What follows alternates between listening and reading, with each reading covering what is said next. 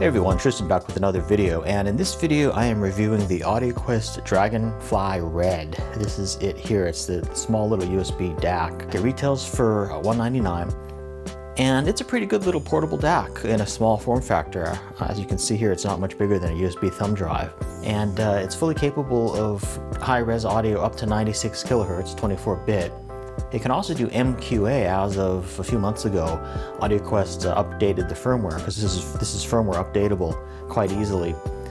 So now it can do MQA as well. That's for another video though, whether or not you like MQA.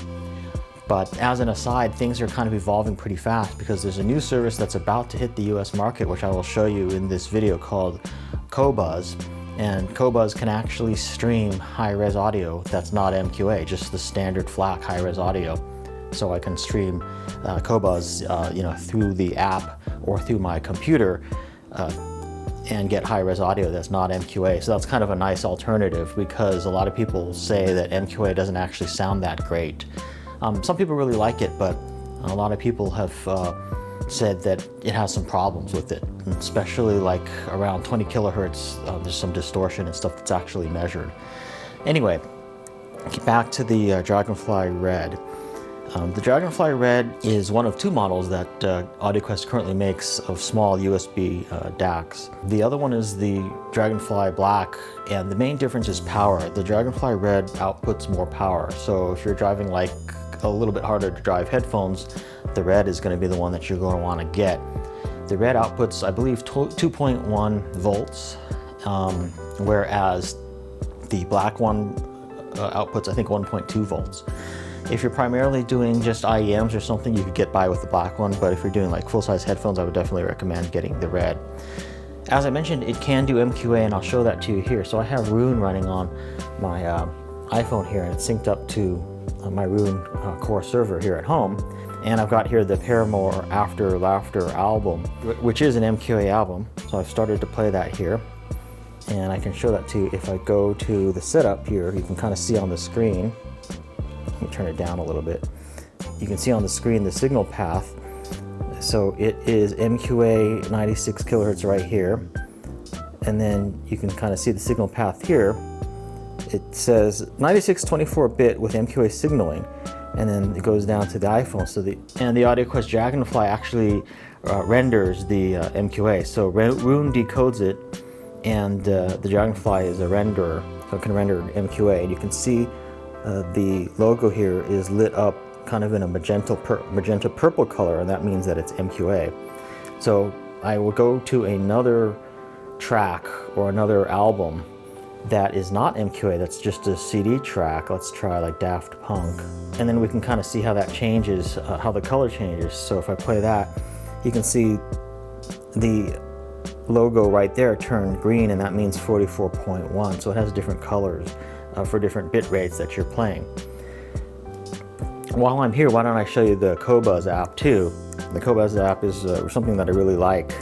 Again, you can do high res, as you can see here. It says high res audio, but it's not MQA, it's just a standard FLAC.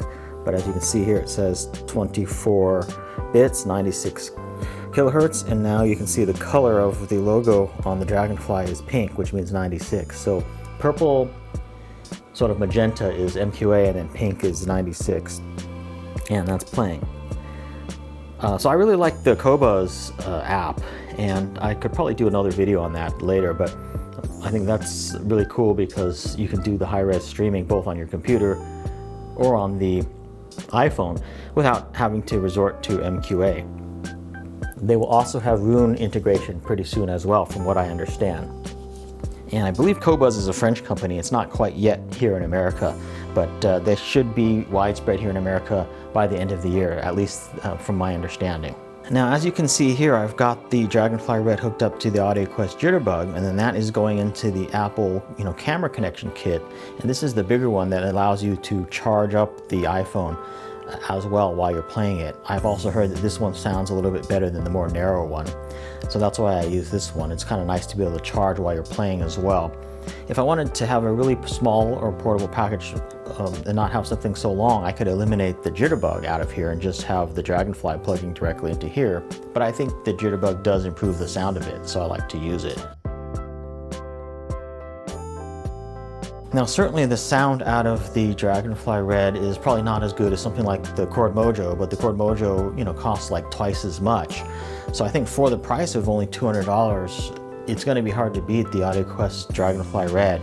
It sounds really good for that price, and for such a small form factor as well. This is something you could very easily take with you and travel with, you know, quite easily. You know, again, it's not much bigger than a USB thumb drive. It fits very easily in a pocket. It's very small and easy to take with you, and really kind of packs a punch in a small package. So that's one of the things I like about it. The other thing I really like about it is that it was developed by Gordon Rankin, who is sort of an industry veteran. He's actually the inventor of asynchronous USB audio. He has a company called Wavelength Audio. Audioquest contracted with him to actually you know, make and develop or design the Audioquest Dragonfly DACs. And I believe it was also further tweaked by somebody named Garth Powell, who now works at Audioquest, but he actually came over from Furman, and so he's an expert on like power and, you know, for audio and stuff like that. So I like the fact that Audioquest didn't just come up with this on their own. They actually got industry expertise, outside industry expertise, to actually tune this and design it. And you know, I think that was really a smart move, because they have produced a better device by doing that. And I think for small little USB DACs, you can't really beat the Audioquest Dragonfly series when you're comparing it to other small DACs and portable DACs in that price point. Now I keep referring to this as a portable DAC and headphone amplifier, but of course you can also plug it into speakers, like powered speakers, and have a full sound that way. You can also use it on a computer. It doesn't have to be used portably if you want. Certainly it's not quite as reference quality as like a desktop DAC and amp, but certainly it sounds pretty good, and definitely better than directly out of a computer. And also it sounds definitely way better than just out of the iPhone as well. So if you have headphones or even IEMs, I would definitely recommend this versus just plugging them directly into the iPhone. But if you have something like the AirPods, which are wireless, or you have the Bose, you know, QC35s or something like that, you know, for noise canceling wireless headphones, you don't really need this, because those connect wirelessly to the iPhone, and those will go over Bluetooth, so this won't really do you any good. But if you have wired headphones or IEMs, this is something that you could really use, and you can take with you, and it sounds really good. So I like to use it even sometimes around the house where I just don't want to be tethered to anything, and if I just want to be moving around or something while listening to music, I will often use this, and you know, it sounds pretty good. Again, I like the fact that I can play high-res tracks with it.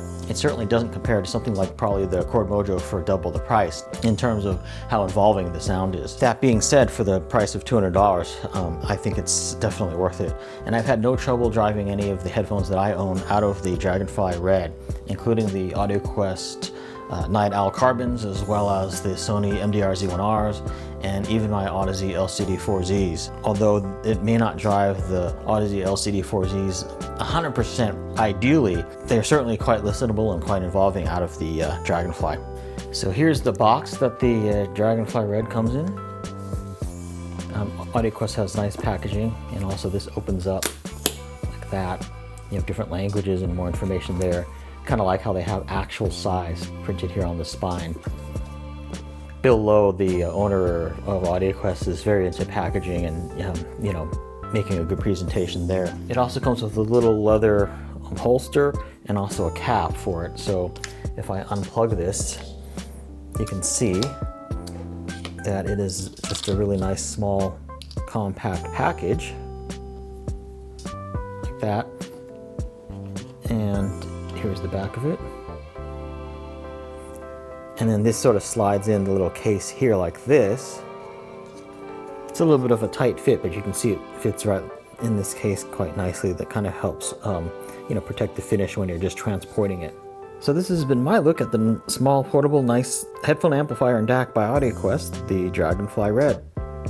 For any questions or comments or community discussion, please see the comments field, and for pricing and availability, please see the description field. Thanks for watching, and see you in my next video.